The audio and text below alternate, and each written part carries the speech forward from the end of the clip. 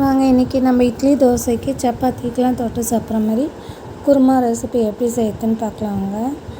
அதுக்கு ஒரு 3 வெங்காயமும் 3 தக்காளி எடுத்திருக்கேன். சின்னதாக 3 வெங்காயம், சின்ன தக்காளி 3 எடுத்திருக்கேன்.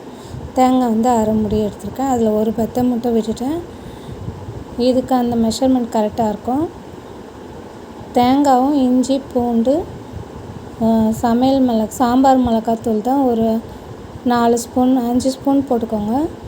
உப்பு அதிலே போட்டு நல்லா அரைச்சி அந்த விழுதை எடுத்து வச்சுக்கோங்க. வெங்காயம் தக்காளி மட்டும் கட் பண்ணி வச்சதை ஒரு கடாயில் எண்ணெய் ஊற்றி பட்டை லவங்கம் தாளித்ததுக்கப்புறமா வெங்காயம் நல்லா வதங்கட்டும்னு சொல்லிட்டு அதிலே சோம்பு போட்டுக்கோங்க.